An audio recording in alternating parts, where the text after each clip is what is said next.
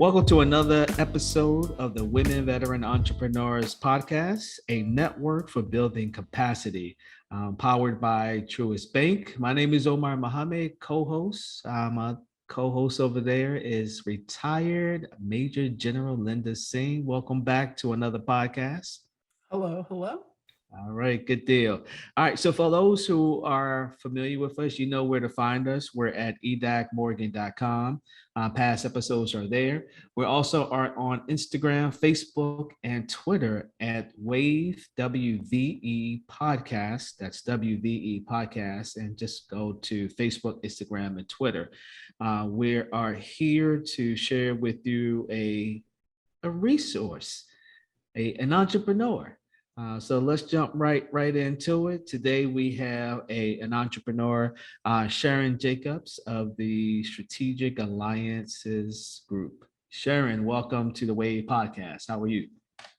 Great, Omar. Thank you for having me. Yep, absolutely.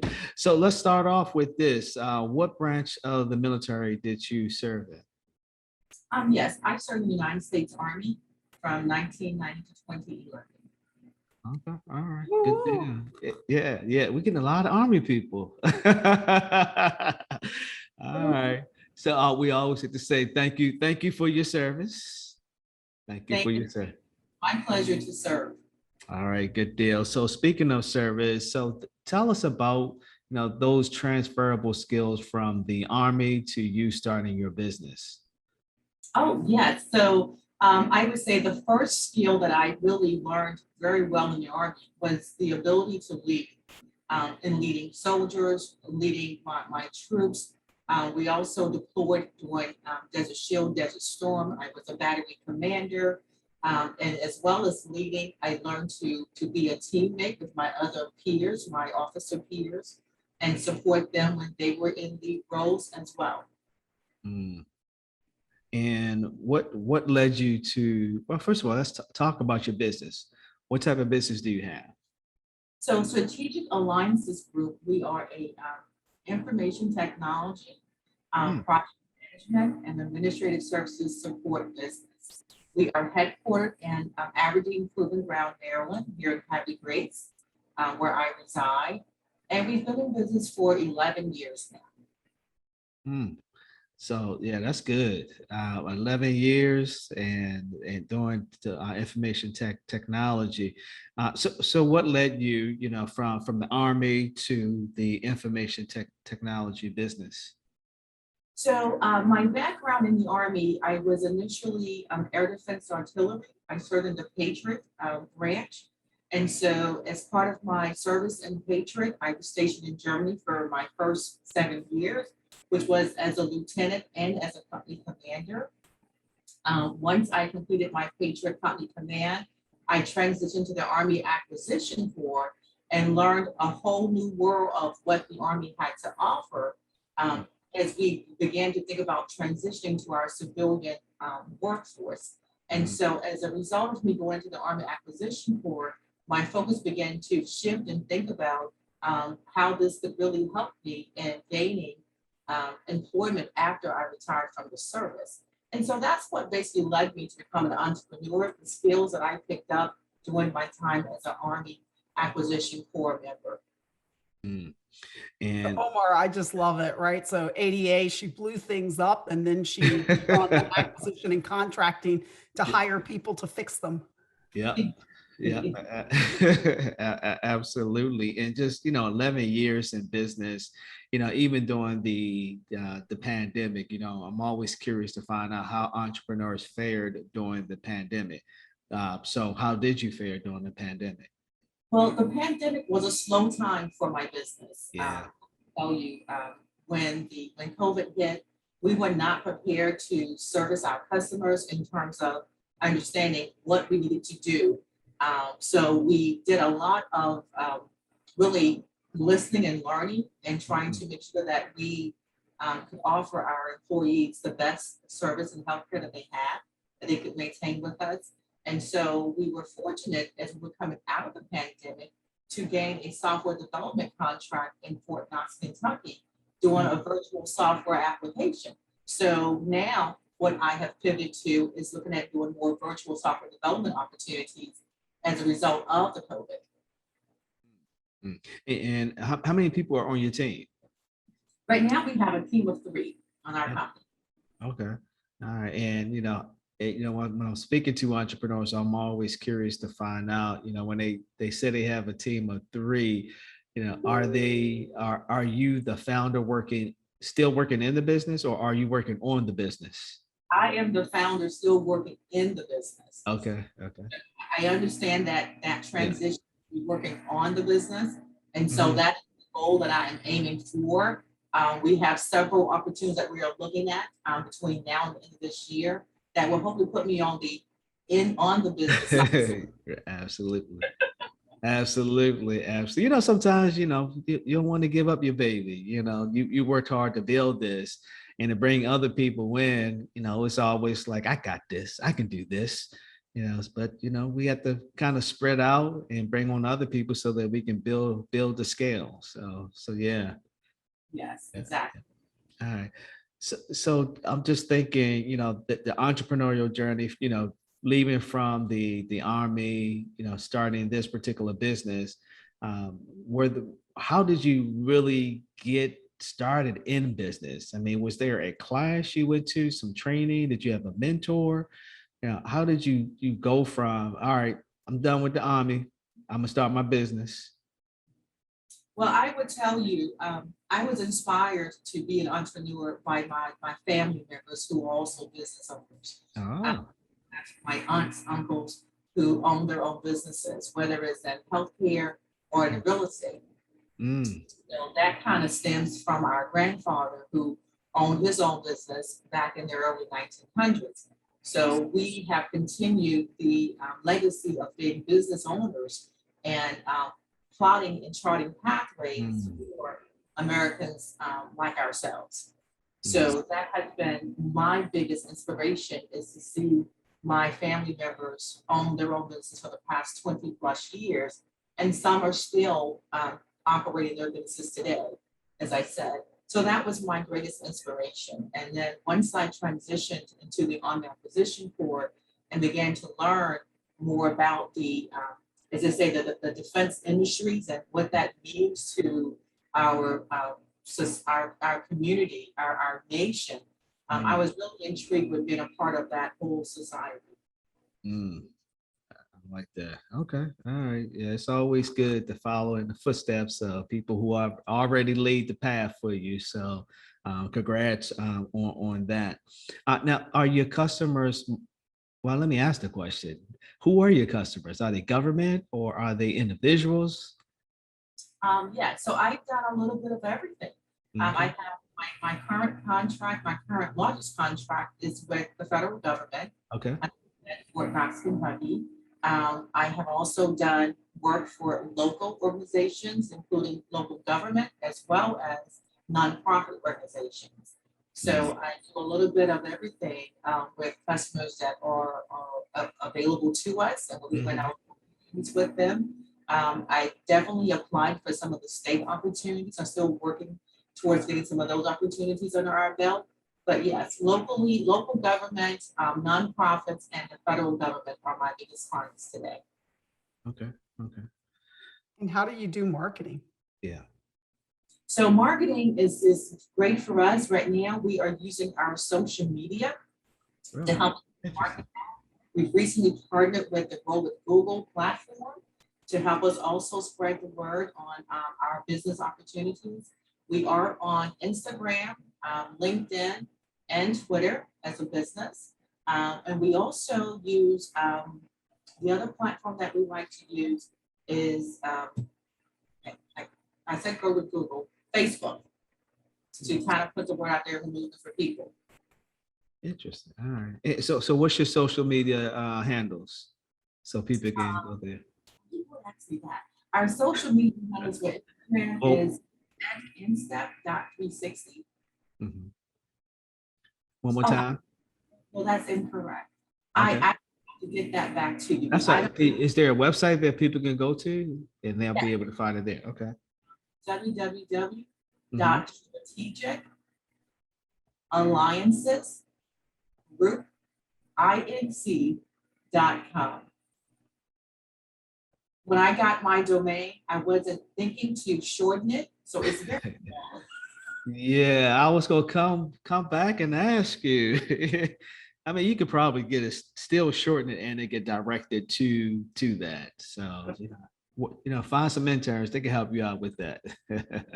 Exactly. Absolutely. So who's doing all this marketing? I'm just curious, who's doing all the marketing, and then who's going out and get the business? I mean, doing the work once you get the business.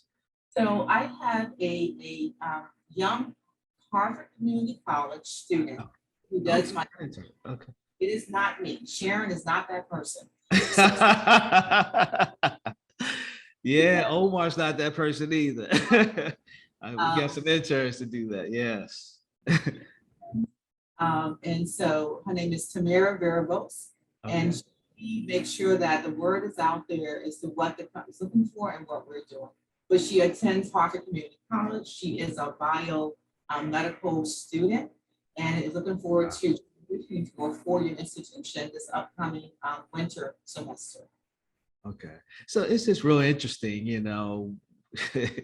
entrepreneur. I get this all the time. Omar, I need an intern. Omar, I need an intern. And my thing is, okay, what do you need an intern to do? Because they may not have that certain capabilities. And I would say 70% of the time it's that social media piece. Because I mean, I know how to get on social media and use it from a personal and sometimes from a business, but this generation, I mean, they know how to use it and they know how to attract people to it. So it's interesting that to hear that, when I asked about the marketing, my social media, I got my intern. Well, and Omar, that's a great point. And Sharon, what I like about it is that you kind of highlighted that, but for small businesses, especially veteran-owned businesses, but really small businesses in general, interns is a great way to kind of, I hate to say boost your workforce, but to leverage reasonable talent.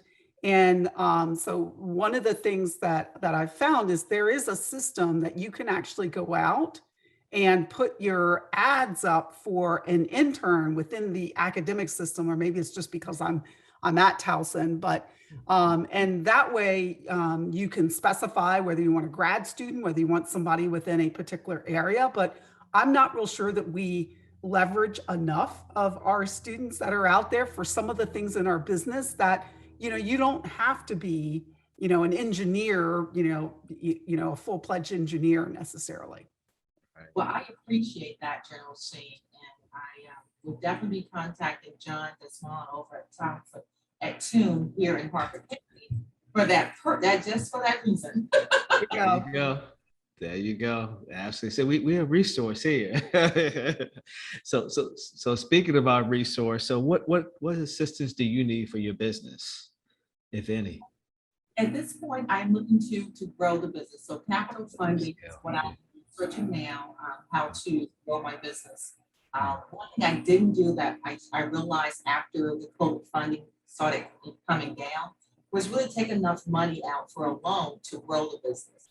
I did not have the foresight at the time to forecast what was coming. And so I missed some opportunities for that reason. So now I'm going back and at all my Maryland State grant and loan applications and documentation I received when I first started the business. And okay, now how do I pivot at this point and get the capital to bring in the resources that I'm looking to, that I need to have those full-time project leads, because there's several projects that we're working on. And like you said, I want to be on the business, not in the business. Absolutely. All right. So capital. I mean, there are some resources available. We have a small version, like a micro loan at the university. Yep. So I can share that with you, so that you can get that. Any other assistance that you're needing? I have a CPA. I have an attorney that works with me as well. So in those areas, I would probably say the other area is I am branching out and meeting more colleges and working with their career centers. I'm looking to sustain on various contracts. Okay. out So, in, so you're working with career centers at the universities? yes, I work at Bowie State, at Hartford Community College, at York University as three. Okay, all right. Well, we gotta see how we can help you out at Morgan to get you working with the career center there. Okay, okay, I definitely appreciate that. Yep, I'll make that connection. So just curious, what are you doing with the career centers? So what I do, I provide them with a job description Yeah. for the various positions that I'm looking for. So as I find opportunities that Oh, I see. we go out and we try to find talent to match an opportunity. And then we try to that that position with an individual and have someone in our back pocket that can easily put on contract when available. Okay, all right, I got it. I got it. You operate like a government contractor. Hey, that's what that's Yeah, that's what they do. All right, good deal. All right, so yeah, I could definitely put you in contact with our person over at the Career Center. All right, all right. What advice would you give to individuals, especially women veterans, veteran entrepreneurs, as they are getting started, as you did, and now you're in business, really scaling your business? I mean, what advice would you give to those individuals? Well, I would first tell any entrepreneur, any veteran, if you, once you have served your country, you have sacrificed your time, you committed yourself to showing and others that you are a hard worker, that you are a doer, and you make things happen. And if you have a passion for entrepreneurship or owning your own business, take the leap and do it.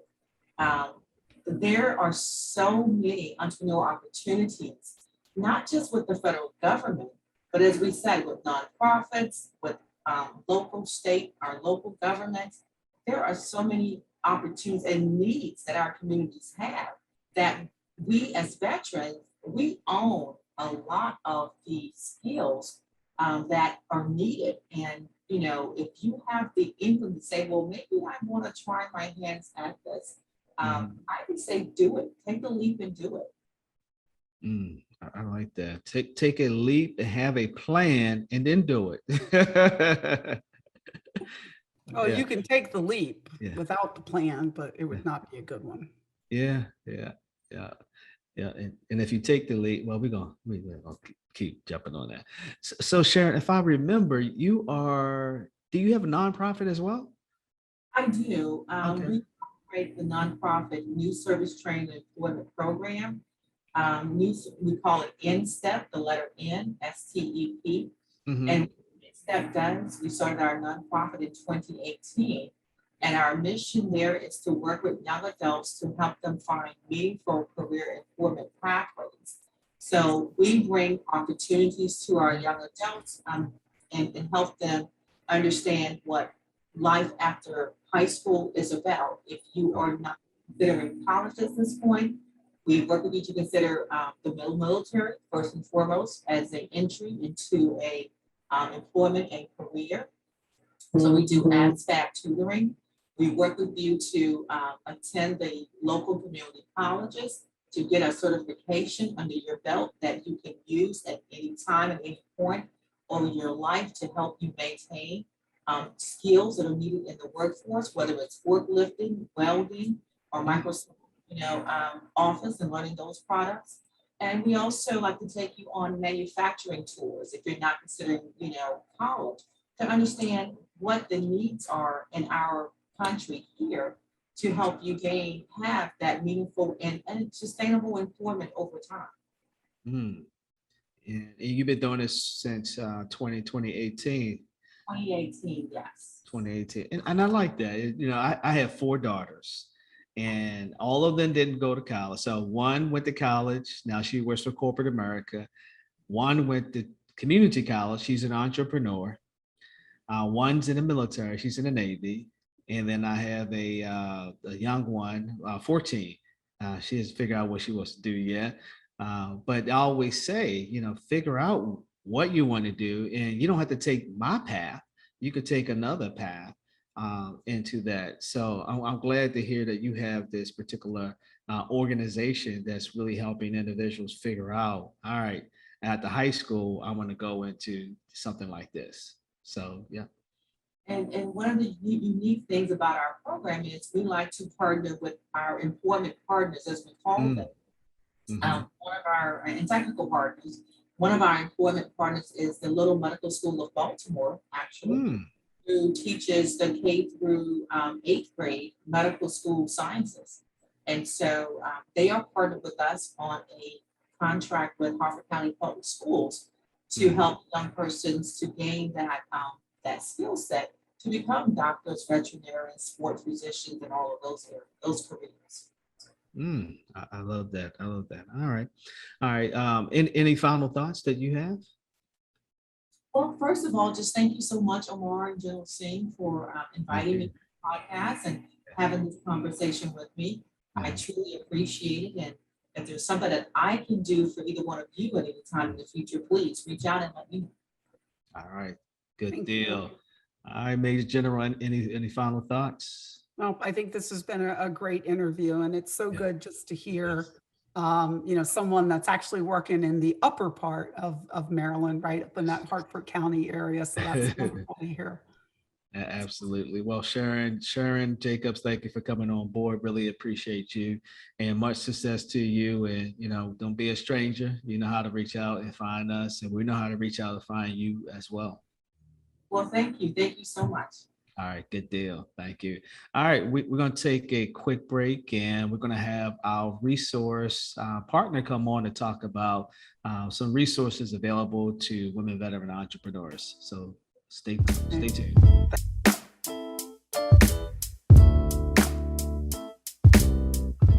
Welcome back to the WAVE podcast, the Women Veteran Entrepreneurs podcast. Again, Omar Muhammad here, co-host with Major General Linda Singh. Hey, you back? Did I say it right? Major General? Yes, you tired. You do that every time. I don't know why I would have given you more titles.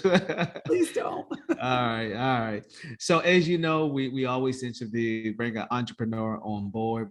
We just got finished interviewing Sharon Jacobs, and now we have a resource provider who has resources available for not just women veteran entrepreneurs, but entrepreneurs across the state of Maryland. And with that said, I'm going to introduce him, and he's going to take it away. We have Nick Randolph of the Baltimore Regional Director for the Maryland Capital Enterprise Incorporated. Nick, welcome to the WAVE podcast. Well, thank you. Thank you so much for having me. And I guess the first thing I'd like to say about Maryland Capital Enterprise is that we are absolutely 100% a micro lender for small businesses throughout the Eastern Shore of Maryland, Baltimore City, Anne Arundel County, and Baltimore County. But much more than that, we're a technical assistance provider for businesses all across the state. Any small business who needs help with a business plan, figuring out cash flows, maybe some marketing advice, we're here to offer that assistance absolutely for free. So that is part of our normal services, but we are also a women's business center, just like Morgan State is. So we offer enhanced services for women entrepreneurs, different classes, networking opportunities. Hopefully once this whole COVID thing is over, a lot more in-person networking opportunities so that we can get into the communities and really help the folks where they are. But what most folks really want to talk to us about is the lending, of course, because you need where's the money? Absolutely. And so I'm happy to talk to you about that. And so we have a number of different loan products, including a specific loan product just for this program, which I think is really great. But sort of wider, we offer new and existing businesses, all the way from startup to folks who've been around for 20, 30, 40 years, the opportunity to borrow money from a CDFI, a Community Development Financial Institution. And the easiest way to look at that is we're sort of a nonprofit bank, right? We are more interested in building communities than we are getting money on the back end. And so that's sort of what we want to do. We want to help you start a business where you live so that you can become an asset in your community. So for new businesses, our loans can range from $5,000 to $35,000, and they can be used for any business-related expense. So rent, build out, paying your employees, your initial inventory. If you're selling something, we can get really flexible with the uses of those funds. And if you've been around for 2 full years, then you are also eligible for a larger loan of up to $150,000. Same types of uses, but when you're getting into that amount of money, you can start really purchasing property and things like that as well. Those loans do require collateral. They are looked at by a loan committee full of current and former bankers and nonprofit folks who make the final decision on those loans. Those loans are usually have an interest rate of somewhere between, now legally, because of what we do, between 5 and 12%, but honestly, they always fit inside of sort of the 6 to 9% range. And if you are a 51% woman-owned business, you don't need to be certified. If you're approved for these loans, you get a 1% interest rate reduction throughout the course of the entire loan, which is really great, a wonderful thing that I'm happy we're able to offer. There are some closing costs and some application fees. Basically, usually you can assume that our loans are going to be a $100 application fee plus $15 per person who owns 20% or more of the business for a credit check fee. The loan terms can go anywhere from 1 to 10 years. $35,000 loan usually lands right around 5 years. $150,000 loan usually lands right at that 10-year spot. Our goal is to try to make you have the smallest monthly payment possible because there are no prepayment penalties. So if you have a really good month, that extra money you can put straight towards the principal. You can get out of your loan quicker, paying less interest, and we can get that money back on the streets. It's a win-win-win, and so we love it when that happens. And if you pay off the loan, 30 days afterwards, you get a great contract and you pay it right then. Again, no fees, because we're happy to get that money right back on the street. We also have a loan called a credit builder loan. And this loan is very similar to the Women's Veteran Entrepreneurs loan that we're going to have. So to prevent myself from repeating myself, I'll just talk about the specifics of both loans and then tell you what's different about the women's loan. So a credit builder loan was initially started at $5,000 to $5,000, which is where it is right now, but it was started for folks who either don't have any credit or who may have had some credit issues in the past. And they're not really able to do a full larger loan, but they still have a business idea, and that small amount of money can help get them off the ground. It's also great if you're an existing business who has some sort of emergency and you need the money quicker. A good example is if you have a building and a tree root goes right through a pipe and you need to fix that right away, we can get you that small amount of money pretty quickly usually. And then also, what we found is it's very useful for folks who are trying to turn that hobby into a side hustle, right? You're really, really good at making t-shirts for your friends, doing your nails for your friends, hair for your friends, whatever it is that you do. And you say, you know what, I think I could make a little bit of money on this, but I'm not ready to quit my full-time job. And I'm not ready to take out a $35,000 loan. This is a much easier, smaller risk for you. And these loans do not require collateral.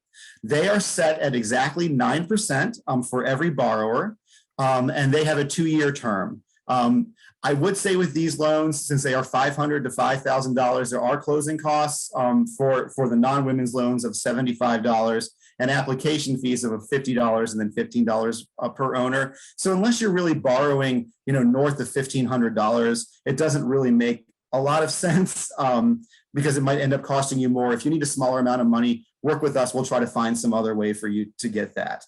That loan, like I said, has that 2-year payment plan, but you can always pay it off early, and those loans often are.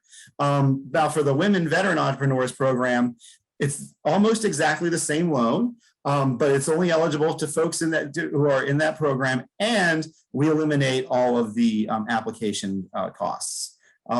Those are reviewed in-house through executive staff. And so it's sort of my job and my coworker Donna Langley's job to get your application so that you're telling your best story, and then we give it off and we hopefully can get you an approval.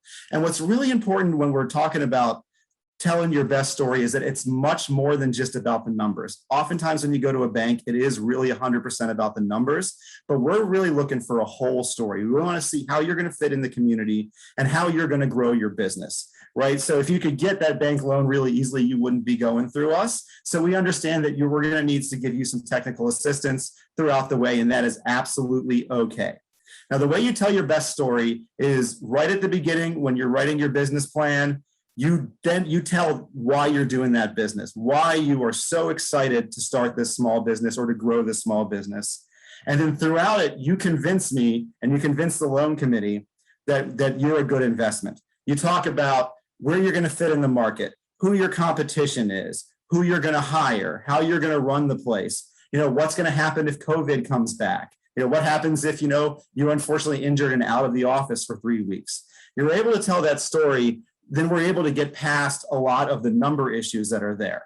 The number one question we get is, what is your minimum credit score? And the answer to that is, we do not have one.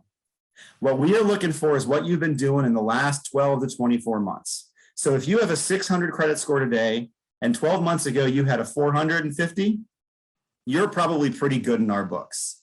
If you have a 600 today, and 12 months ago you had a 750, then we're going to dive a little deeper. And this is another point where telling the story is really important. It's much more about numbers, because a borrower who had cancer or needed an organ transplant, had an unexpected divorce, or lost their job due to the coronavirus is a very different person than somebody who bought 3 TVs, went to Disney World, and didn't pay off the credit cards. And we're able to tell that story and often get loans approved when there are some issues in the past.